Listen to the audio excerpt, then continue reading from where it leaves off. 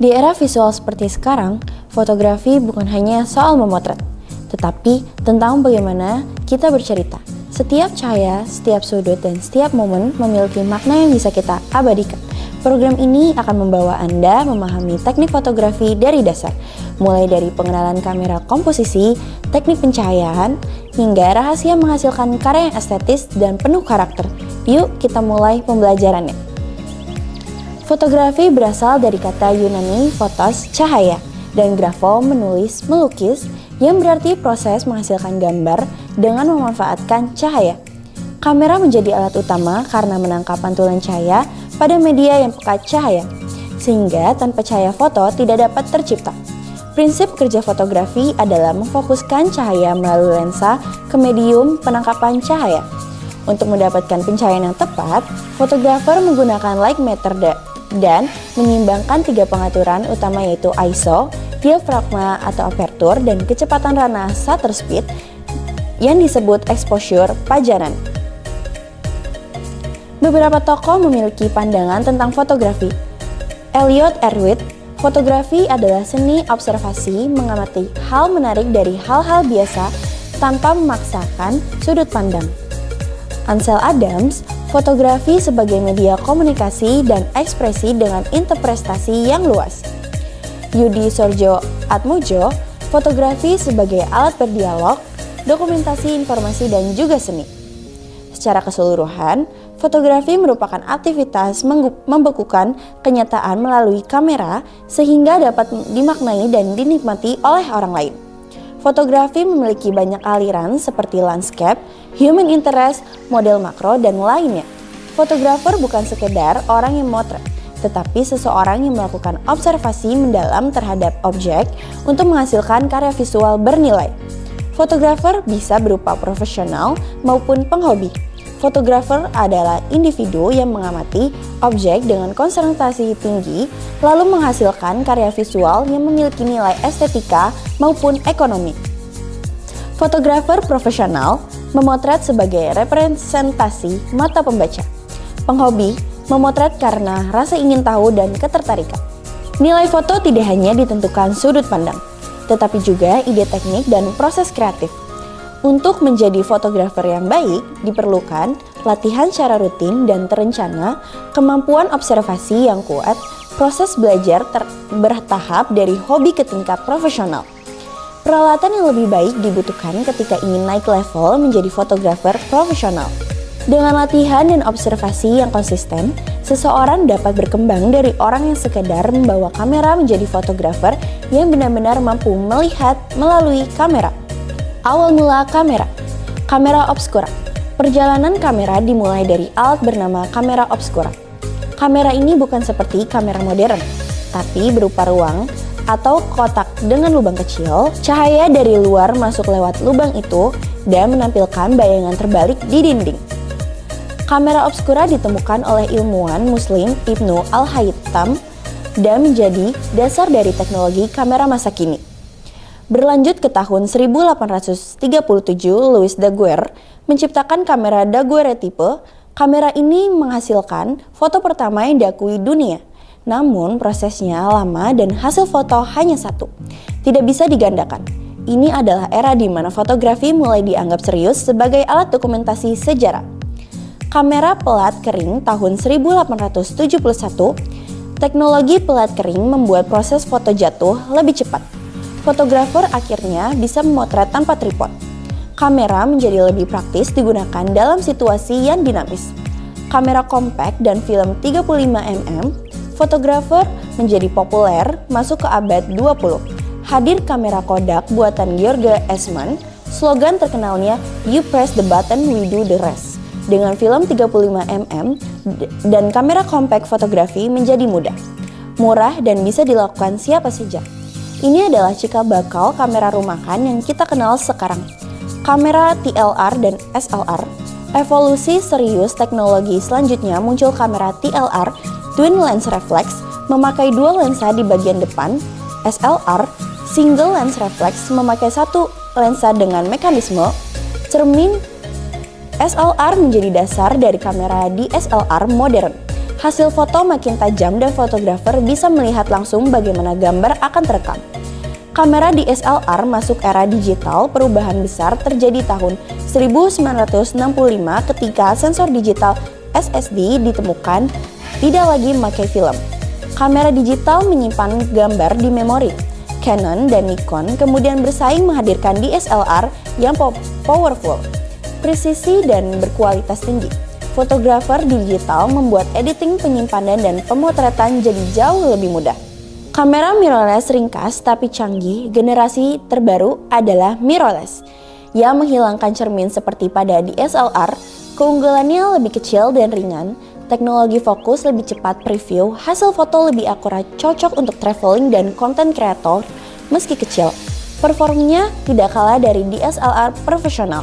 Kita kira sampai pada bagian yang sangat menentukan karakter sebuah foto, yaitu lensa. Jika kamera adalah tubuhnya, maka lensa adalah mata yang melihat dunia. Lewat lensa kita bisa mengatur seberapa luas pemandangan yang tertangkap, seberapa dekat sebuah objek terlihat, hingga seberapa blur latar belakang yang ingin kita ciptakan. Selanjutnya, kita akan mengenal berbagai jenis lensa, memahami karakteristik, dan mempelajari cara memilih lensa yang tepat sesuai kebutuhan pemotret. Dengan memahami lensa, kita bukan hanya pemotret tapi benar-benar mengendalikan bagaimana foto itu akan terlihat. Lensa pada kamera berfungsi untuk mengumpulkan cahaya dan memfokuskan ke sensor. Di dalam lensa ada elemen kaca cembung dan cekung yang bekerja sama untuk menghasilkan tampilan gambar yang berbeda. Di luar lensa biasanya terdapat 3 cincin utama: cincin pengatur fokus, cincin pengatur bukaan atau aperture, dan cincin zoom atau focal length. Ada beberapa karakter utama pada lensa yang memengaruhi hasil foto. Yang pertama adalah focal length yang ditulis dalam milimeter. Semakin kecil angkanya, sudut pandang semakin lebar seperti lensa 10 mm atau 18 mm. Sebaliknya, semakin besar angkanya, sudut pandang makin sempit seperti lensa 85 mm hingga 200 mm yang membuat objek jauh terlihat lebih dekat. Karakter lain yang penting adalah aperture atau bukaan lensa. Angka f kecil seperti f1.8 berarti bukaan besar dan cahaya yang masuk lebih banyak. Ini biasanya dipakai untuk membuat efek bokeh. Sedangkan angka f besar seperti f11 membuat gambar lebih tajam dari depan hingga belakang. Jenis-jenis lensa mendasarkan focal length. Lensa dibagi menjadi beberapa jenis. Pertama, lensa ultrawide. Biasanya 10-18 mm. Lensa ini cocok untuk memotret pemandangan, arsitektur, atau ruangan sempit. Kedua, lensa normal antara 35-50 mm yang memberikan sudut pandang paling mirip mata manusia. Cocok untuk street fotografi dan potret sederhana. Ketiga, lensa telephoto 50-200 mm. Digunakan untuk potret close up, memotret objek jauh, atau menciptakan latar belakang blur. Dan terakhir, super telephoto 300 mm ke atas yang umum dipakai untuk satwa liar, olahraga, atau subjek yang sangat jauh. Memahami penggunaan lensa intinya sederhana. Semakin pendek focal length, semakin luas area yang tertangkap kamera. Semakin panjang focal length, semakin sempit sudut pandang, dan objek jauh terlihat lebih dekat. Karena itu, lensa dipilih berdasarkan kebutuhan. Landscape, pakai lensa wide. Portrait, pakai lensa 50 mm atau 85 mm. Olahraga dan wildlife, pakai lensa telepanjang. Selain focal length, bukaan lensa juga menentukan depth of field, yaitu seberapa luas area terlihat tajam. Aperture kecil, angka f besar seperti f16 menghasilkan dove lebar, cocok untuk landscape agar semuanya fokus. Aperture besar, angka f kecil seperti f1.8 menghasilkan dove sempit, cocok untuk potret dengan latar belakang blur. Dove juga dipengaruhi oleh jarak kamera ke objek serta jenis lensa digunakan. Dalam fotografi, ketepatan fokus adalah pondasi dari sebuah gambar yang berhasil. Kamera menyediakan 2 cara untuk menentukannya, yaitu autofocus dan manual focus. Autofocus bekerja cepat hanya dengan menekan tombol rana setengah. Namun, sistem ini bisa kesulitan saat cahaya rendah atau subjek tidak memiliki kontras yang cukup. Di kondisi seperti ini, manual fokus memberikan kendali penuh kepada fotografer untuk menentukan titik ketajaman secara lebih presisi. Setelah mampu menentukan fokus, ada teknik lanjutan yang membuat pengembalian gambar menjadi lebih fleksibel dan terkontrol. Off-lock memungkinkan fotografer mengunci fokus terlebih dahulu, lalu mengubah komposisi tanpa menghilangkan ketajaman. Selain itu, back button off memindahkan fungsi fokus ke tombol belakang kamera, sehingga fokus tetap stabil tanpa perlu menahan tombol rana setengah. Kamera juga menyediakan 3 mode, autofocus, one shot off untuk subjek yang diam, AI servo off untuk subjek yang terus bergerak, dan AI focus off yang menyesuaikan otomatis ketika objek berpindah dari diam menjadi bergerak. Picture style memberi karakter warna dan kontras yang berbeda pada foto. Mode seperti standar portrait, landscape, dan monokrom memberikan kesan visual yang beragam. Fotografer juga dapat menyesuaikan detail seperti sharpness, contrast, saturation, sehingga color tone untuk mendapatkan suasana yang lebih personal. Dengan memahami picture style, hasil foto dapat disesuaikan dengan gaya dan kebutuhan pemotretan. Teknik zooming memberi kesan gerak pada latar belakang ketika lensa diubah. Fokusnya saat rana terbuka, sementara objek utama tetap terlihat jelas. Teknik ini membuat foto terasa lebih dinamis dan penuh energi. Selain zooming, ada teknik lain yang menonjolkan kecepatan gerak. Teknik panning dilakukan dengan mengikuti arah gerakan objek sambil membidik. Subjek yang bergerak tetap tajam, sementara latar belakang tampak terseret.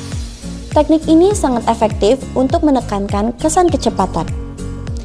Untuk momen yang sangat cepat, ada teknik yang mampu membekukan gerakan, yaitu teknik freezing menggunakan kecepatan rana tinggi sehingga setiap gerakan berhenti dalam satu momen. Teknik ini ideal untuk olahraga percikan air atau aktivitas dengan tempo cepat. Ada juga teknik yang menonjolkan detail kecil yang sering tidak terlihat, yaitu teknik makro memotret objek dari jarak sangat dekat. Detail-detail kecil seperti tekstur bunga atau pola serangga menjadi terlihat jelas dan menarik. Teknik ini membuka perspektif baru yang tidak terlihat oleh mata biasa. Dan teknik terakhir, menghadirkan suasana yang lebih dramatis. Teknik siluet memanfaatkan cahaya dari belakang objek, sehingga subjek terlihat gelap tanpa detail. Namun bentuknya tetap kuat dan menonjol. Teknik ini menciptakan foto yang dramatis dan penuh emosi. Visual dunia tak pernah lepas dari warna. Sejak teori warna ditemukan oleh Sir Isaac Newton, roda warna terus digunakan untuk memperkuat daya tarik visual dalam desain fashion hingga fotografi. Dalam video ini kita akan menyelami 5 harmoni warna paling umum yang bisa mengubah foto biasa menjadi karya yang lebih hidup dan berkarakter. Pertama, warna komplementer. Ini adalah pasangan warna yang saling berlawanan pada roda warna, seperti biru dan orange, merah dan hijau, atau ungu dan kuning. Kombinasi ini menciptakan kontras kuat antara warna hangat dan sejuk, sehingga sangat efektif untuk menarik perhatian dan menonjolkan objek utama. Kedua, warna analog. Harmoni ini menggunakan 3 warna yang berdampingan, memberi transisi yang lembut dan natural.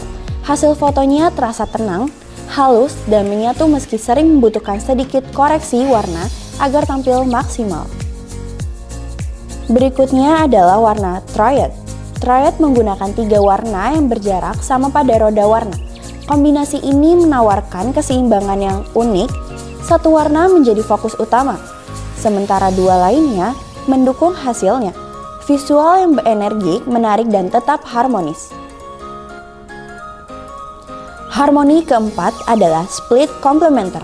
Ini adalah variasi dari komplementer yang memakai 2 warna berdekatan plus 1 warna yang berlawanan. Kontrasnya tetap kuat tetapi lebih lembut dibandingkan komplementer biasa, sehingga memberikan tampilan yang dinamis namun tetap nyaman dipandang. Dan terakhir, kombinasi tetrad. Tetrad menggunakan 4 warna sekaligus, membentuk 2 pasang komplementer walaupun tampak rumit. Harmoni ini bisa bekerja sangat baik ketika distribusi warnanya seimbang. Hasilnya adalah foto dengan variasi warna kaya, namun tetap harmonis tanpa satu warna pun saling mendominasi. Dengan memahami kelima harmoni, warna ini Anda dapat mengarahkan mood, fokus, dan dinamis visual dalam setiap foto yang Anda ambil. Cahaya adalah nyawa dalam fotografi. Pencahayaan yang tepat mampu membawa rasa, menonjolkan detail, dan menambahkan kedalaman pada sebuah foto potret bagi kamu yang baru memotret subjek manusia. Memahami 5 pola pencahayaan sederhana akan sangat membantu menghasilkan potret yang kuat dan menarik. Pertama, pencahayaan terpisah. Teknik ini menerangi separuh wajah subjek, sementara sisi lainnya dibiarkan tenggelam dalam bayangan. Hasilnya adalah potret yang penuh misteri, memancing imajinasi penonton untuk menebak karakter subjek. Kedua, pencahayaan Rembrandt dicirikan oleh segitiga cahaya kecil di bawah mata pada sisi wajah yang tidak terkena cahaya. Teknik klasik ini menciptakan suasana dramatis dan kuat. Sangat cocok digunakan di lingkungan yang redup atau bernuansa gelap. Ketiga, pencahayaan kupu-kupu. Bayangan berbentuk kupu-kupu di bawah hidung menjadi tanda utamanya. Teknik ini melangsingkan wajah, mempertegas tulang pipi, dan sering dipakai pada foto kecantikan serta fashion. Keempat, pencahayaan luas di sisi-sisi. Wajah yang diterangi lebih besar dari sisi yang berada dalam bayangan. Teknik ini memberi kesan wajah yang lebih penuh. Cocok untuk subjek dengan wajah kecil atau sempit. Kelima, pencahayaan pendek, kebalikan dari pencahayaan luas. Sisi yang terkena cahaya justru lebih kecil dibandingkan sisi bayangan. Teknik ini membuat wajah tampak lebih tirus dan menghadirkan kesan misteri yang kuat. Selain memahami pola pencahayaan, penting juga mengenali jenis cahaya buatan atau artificial light. Fotografi modern banyak menggunakan sumber cahaya seperti incandescent, fluorescent, LED, serta flash atau studio strobe. Masing-masing memiliki karakter, temperatur warna, kelembutan hingga kekuatan cahaya yang berbeda. Dengan memantulkan atau menambahkan diffuser, fotografer bisa mengatur kualitas cahaya sesuai kebutuhan. Namun, tidak selalu kita memerlukan lampu tambahan. Ada kalanya available light atau cahaya yang sudah tersedia di lokasi justru menjadi pilihan terbaik. Cahaya matahari di pagi hari atau menjelang senja memberikan dimensi yang indah. Saat matahari berada di belakang fotografer, langit tampak lebih biru dan sejuk, terlihat jelas. Sebaliknya, ketika matahari berada di belakang subjek, kita bisa mendapatkan efek rim light yang dramatis untuk memastikan exposure tepat. Spot metering untuk wajah dalam potret atau matrix metering untuk landscape dan adegan luas. Dan untuk membantu memantulkan cahaya ke wajah, reflektor alat sederhana namun efektif bisa menjadi solusi murah dan praktis. Dengan memahami pola pencahayaan, jenis cahaya buatan, dan maksimalkan cahaya yang sudah ada, kamu bisa menciptakan foto potret yang penuh kedalaman karakter dan emosi. Cahaya bukan sekedar alat. Cahaya adalah bahasa yang membentuk cerita dalam setiap potret. Demikianlah perjalanan kita dalam program Teknik Fotografi, belajar dari basic hingga profesional. Dari memahami dasar-dasar kamera, mengenal pencahayaan, mempelajari komposisi hingga memanfaatkan warna dan kreativitas visual, kita telah menyusun fondasi kuat untuk memasuki dunia fotografi yang sesungguhnya. Fotografi bukan hanya soal menangkap gambar, tetapi tentang melihat, merasakan, dan menceritakan. Setiap cahaya, setiap warna, setiap sudut pandang adalah pilihan yang akan menentukan bagaimana sebuah kisah disampaikan. Semoga materi yang telah dipelajari hari ini dapat menjadi bekal untuk terus bereksplorasi. Teruslah memotret, bereksperimen, dan mengasah gaya visualmu sendiri. Karena pada akhirnya, keterampilan fotografi tidak hanya dibangun dari teori, tetapi dari keberanian untuk mencoba dan belajar tanpa henti. Terima kasih telah mengikuti program ini. Sampai jumpa di pembelajaran berikutnya dan tetaplah melihat dunia melalui perspektif terbaikmu.